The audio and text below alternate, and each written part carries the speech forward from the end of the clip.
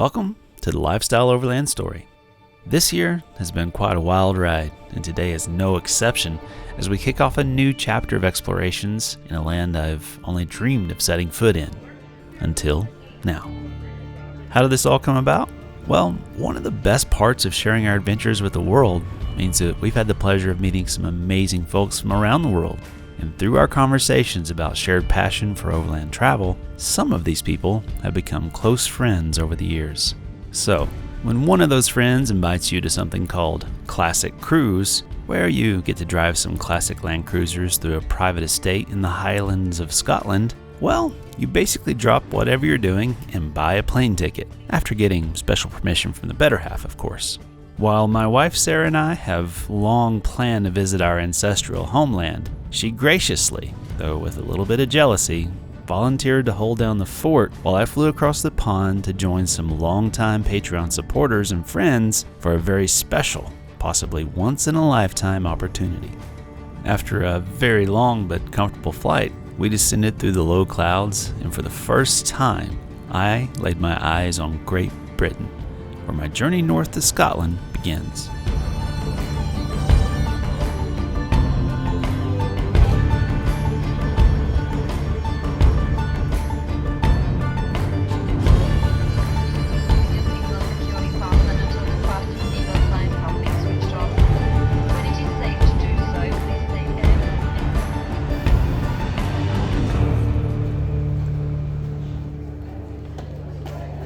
After collecting my bags and working my way through customs, I met up with my good friend and one of Lifestyle Overland's biggest fans, Tim Lunn, who drove all the way into the big city to give me a ride to his home. After getting a fair taste of the United Kingdom's motorways and wrong side of the road driving, I arrived to a warm welcome by Marge, Tim's better half, who showed me to my room for the next few days while we prepped for the long drive north. That middle drawer is empty if you want to put stuff in it. Okay, perfect. And I've put a couple of hangers here. My warm welcome only got better as I came downstairs to a steaming plate of beef and a wee dram of whiskey to get this trip off to a proper start. The next morning, we all sat down with our morning coffee to pore over maps of Scotland and England as we planned our route to the Classic Cruise event. You're talking about 4.5 hours to get to the Lake District. Okay. The plan was to incorporate some of Tim and Marge's favorite spots along the way, including a few quintessential stops for myself, since this is my first time in the UK. Fairly satisfied with our trip plans, Tim and I headed out in a 70 Series Troopy to visit one of his favorite Toyota shops and introduced me to the Craddock & Sons crew who have been helping prep his 40 Series Land Cruiser for this event.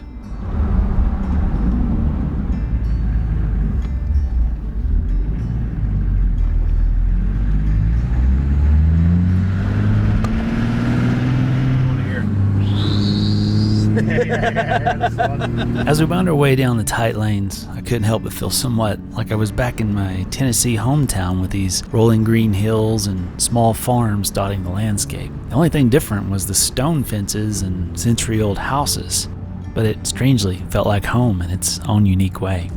This little excursion was also a good opportunity to familiarize myself with Tim's Troopy, which I would have the pleasure of driving to Scotland in the coming days. Well, provided I could wrap my head around driving on the opposite side of the road, which was currently boggling my mind as I watched Tim navigate the infamous and plentiful roundabouts. Remember just a second ago when I said I felt like I was in Tennessee? Well, the universe decided to really mess with my head when we entered the motorway and came upon none other than a classic Tennessee Highway Patrol car.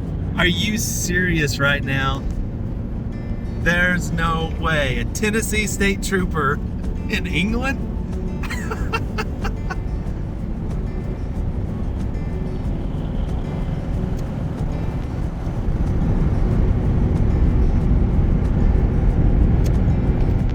Tell me that's not a glitch in the Matrix.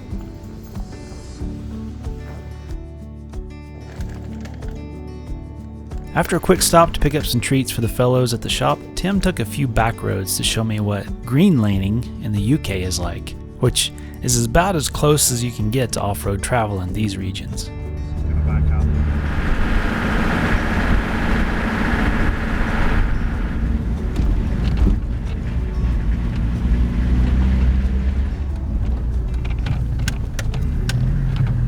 Then we rounded a corner and arrived at the Craddock & Sons workshop, farm, and campground compound, where my eyes quickly began feasting on a lineup of Toyotas that, if I'm being honest, had my heart skipping a few beats.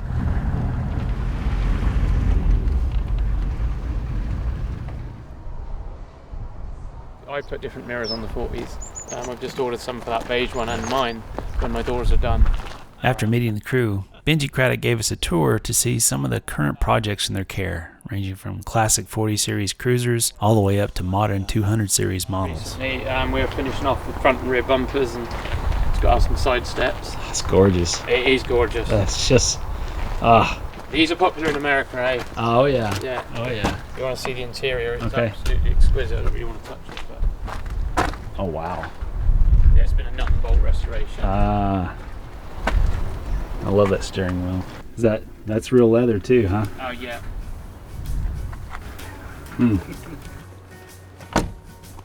We've done some custom work. It's an original bumper, but we've made a little hoop and then fitted a laser light in it. We've got new end caps coming and black stainless bolts to bolt it on with. Very cool. Those wheels come from the States actually. Do you know SCS wheels? Oh yeah, I run them on my rig. Yeah. Yeah. On the 4Runner. Yeah. Being a hands-on guy myself, I could appreciate the quality of work, and I was also very impressed with the fact that many of the parts that they used were fabricated in-house. Speaking of which, Benji made sure that I had some of his NBF bespoke breathers to go back to the States with me for our own fleet.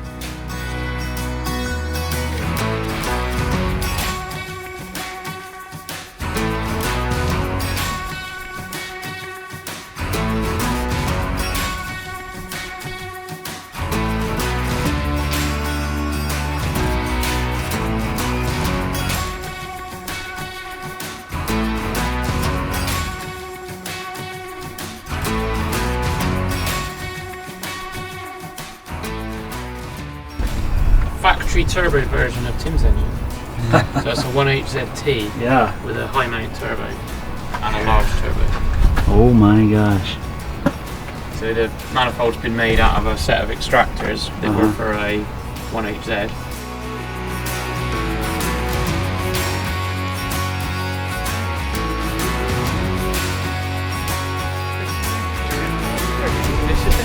I love it. So we've had to mount an electric switch in the cab, Okay. which we've done, but I had little stickers made to try and make them look like the original decals, with the white Wow. etching. I'm a big believer in the little details. Very nice. And you said it's out of a Prado? It's Or a a Hilux Hilux, Surf actually, the engine, but then the gearbox is a 70 series 5-speed box Yeah. out of an LJ70. The brakes are from the 60 series. There's the radiator's a 70 series. Yeah, there's a mix mash of bits to make it all work. It looks slick, man. Like it was made for it. I find this worldwide love affair with these trusty rigs fascinating, and I think I could have spent all day here drooling over these builds and soaking up the British Land Cruiser culture. Beautiful Toyotas aren't the only machines these folks build. Since this is also a working farm, their passions for tractors is pretty apparent as well, though this one isn't so much for farm work anymore.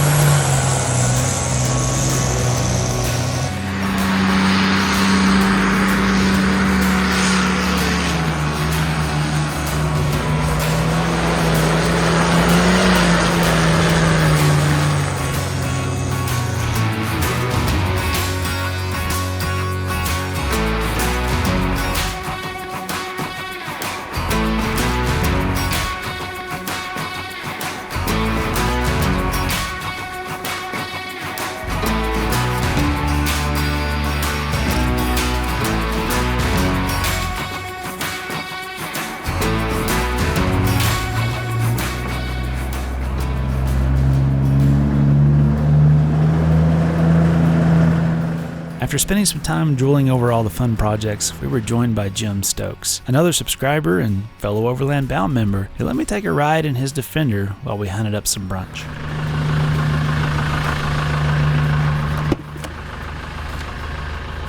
All right, here we go. This isn't my first time in one, but this is the nicest one I've ever been in. Wow. The other one was in Costa Rica, and it had a gear shift, headlights, and that's about it. Well, our daily driver is a 90, the short wheelbase. It's Yeah. a 2015, one of the last ones to come off the production line. Yeah. That's our daily driver. My wife's got that. She's Oh, nice. I love these too. I found a vintage one that's going to go in the Beast. Oh, right, okay. Yeah. My granddad had one of those in his Ford pickup truck when I was a kid, and I was like, I gotta have one of those. Yeah, my dad always had a Compass, so I got one in the 90, I got one in the 80. Nice. So what are we gonna eat? Just there's a garden centre just down here, so we can go there. Nice. Wherever that is, Oh, 76, yeah. 78, I don't know. Nice. Just a ways down the road, we pulled into a legitimate garden center, which had this American wondering, how's this brunch going to work? But I was just along for the ride, and they seemed to know what they were about. So after meandering through a selection of potting soils, plants, and yard ornaments, we found a collection of tables, and it wasn't long before I was served one of the best brunches of my life. Say hello to the meat haystack, complete with 2 homemade haystacks, smashed avocado, sour cream, poached egg, bacon, and salsa. Thus began my love affair with food in the United Kingdom, which I had honestly heard nothing but horror stories about over the years. So this one hit me right in the mouth. Someone call that Tennessee Trooper, because this meal should be illegal. After reluctantly pulling myself away from the garden center and restaurant, it was time to hop in the driver's seat and get a feel for driving the Troopy on the way back to Tim and Marge's place. In this case, I already had a leg up on the experience thanks to my right-hand drive HJ45 Troopy back in the States, but this was a whole new game being on the other side of the road.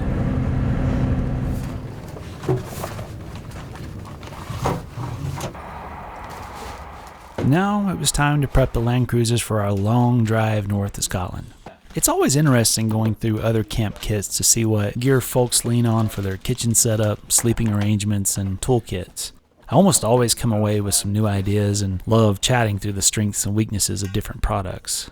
We probably could have completed this simple task in an hour or so, but when you put 2 gear junkies in the same garage, things tend to drag out a bit more.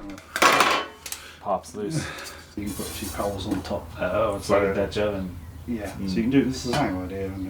It hit that and then, Sort of move it around. Oh yeah. as opposed to this style.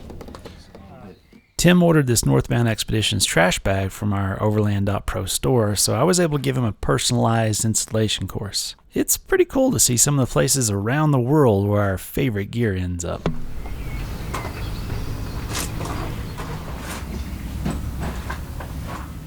Since you've already met Tim's Troopy, let me introduce you to Mustard, a 1979 BJ40 in spectacular condition, including a recently rebuilt 3-liter 4-cylinder diesel engine from Benji and crew back at Craddock & Sons. With the packing mostly sorted, I lent a hand checking the fluids and giving both rigs a good inspection.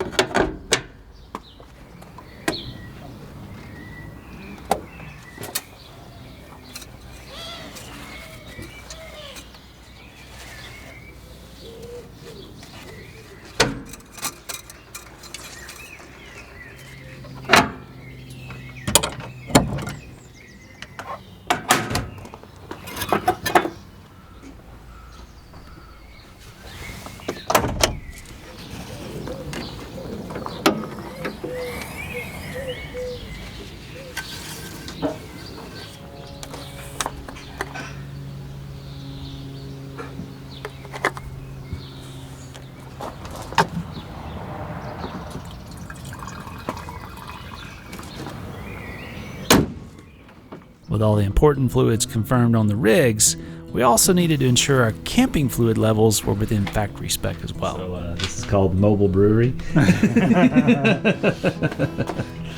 It's called choices. The last thing we want to do is run dry around a toasty campfire. So I think this should do nicely. When in the UK. And mustard.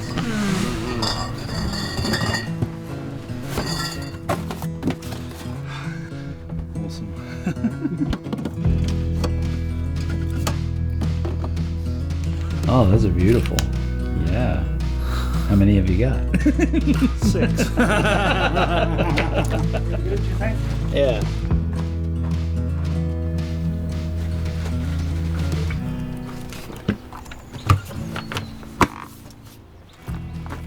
As you know, there's nothing like packing for a special trip to get the excitement flowing. And by now, my jet lag was wearing off. So the reality of where I was and what we were about to do was really starting to get the butterflies going. With all the gear packed and ready, it was time for one last sleep before an early wake up to begin our drive north to Scotland for a very special Land Cruiser event.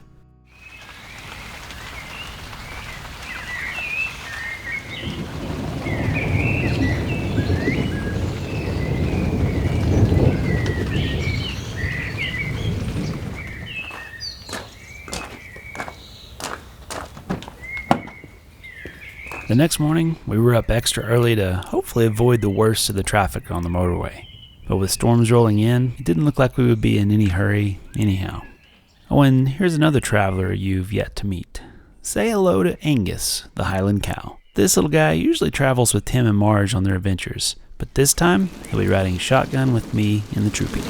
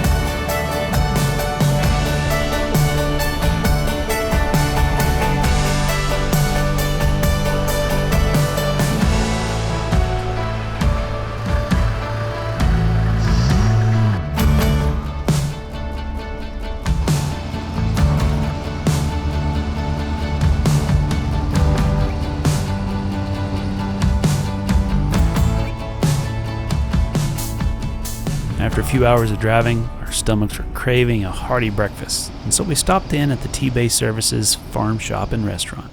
One of the things that I'm really loving about the food here is that most of it is sourced from local farms, so you're literally eating something from the countryside that surrounds you. This time around, I'm diving into an infamous Scottish dish that I've been wanting to try for years. So, without further ado, enter the haggis. Here we go. First bite of haggis.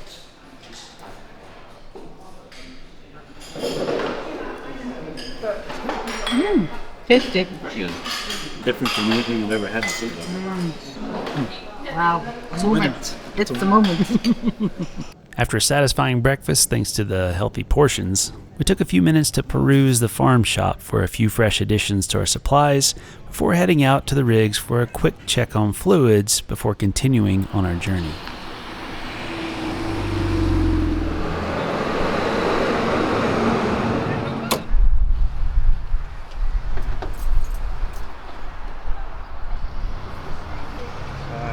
About an hour further up the M6, I spotted the unmistakable blue and white sign ahead that welcomed us to the land of my ancestors. I actually got goosebumps as we crossed into the land of the Scots.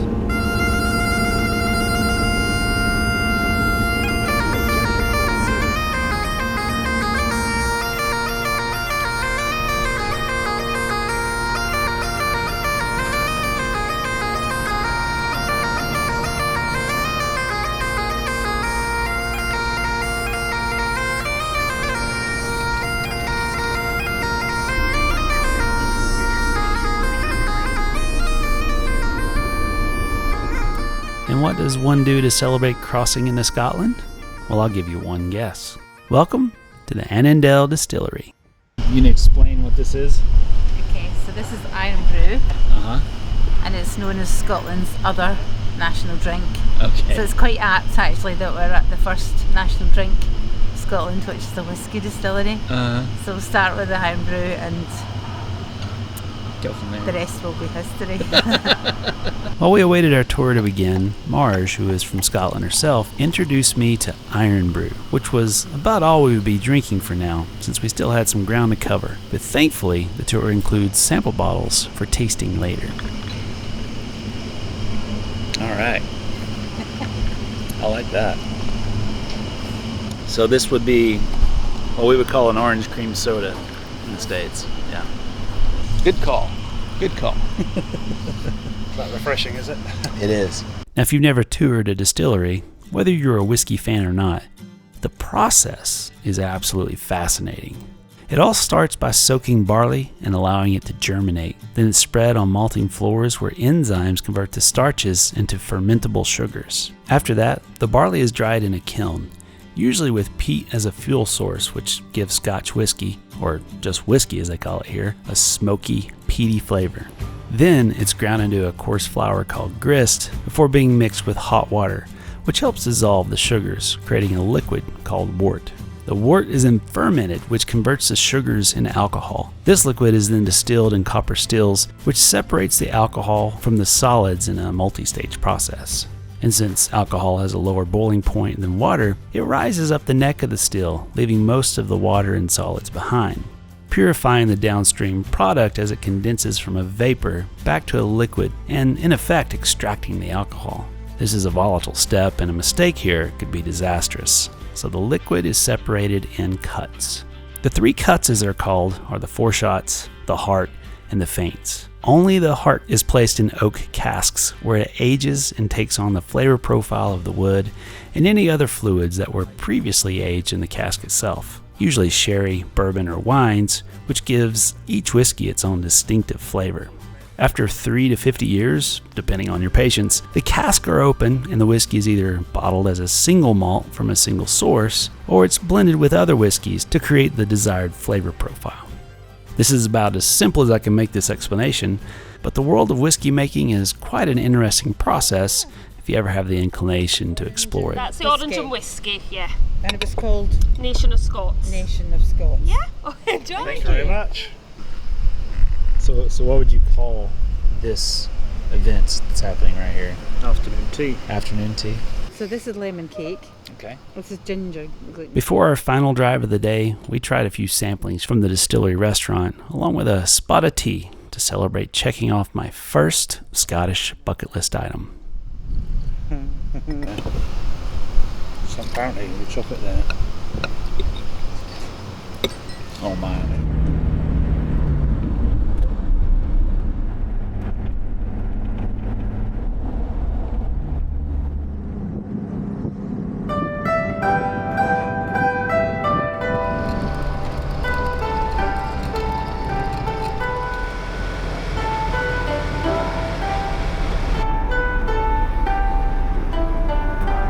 After pushing through Glasgow traffic, we headed into the countryside and made our way towards the iconic Loch Lomond.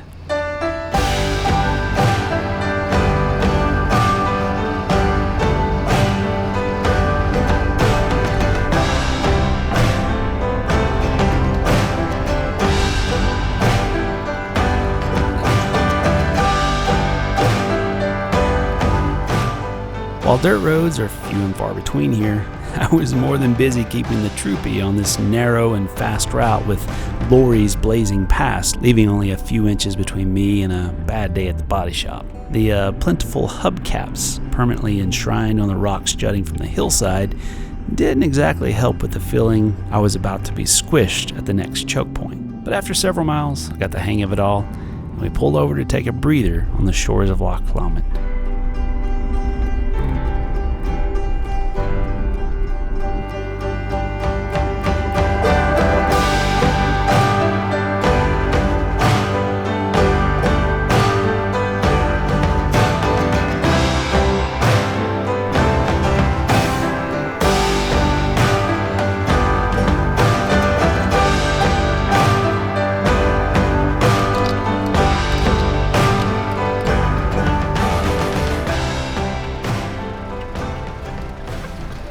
Just a few minutes drive up the road, we arrived at our first camp of the trip at Bean Glass Campground, which not only has a grassy field for tents and camper vans, but also has bathrooms, showers, and a pub, aptly named the Stagger Inn. Finally, after a long day of travel, we were ready to pitch our tents and relax a bit before the next leg of our journey.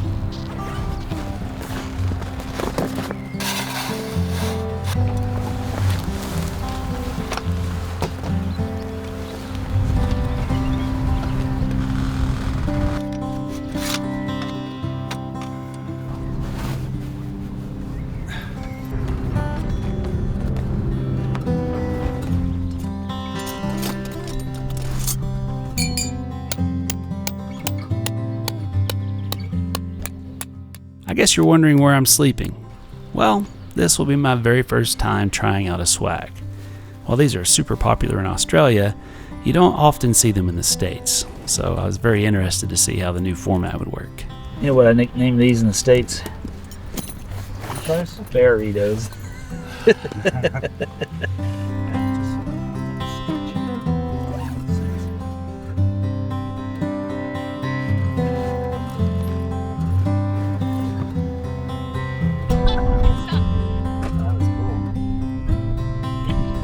With camp all set up and having checked in with a family back in Utah, we headed to the Stagger Inn for some tasty pub food and beverages before turning in, exhausted but excited for what was to come.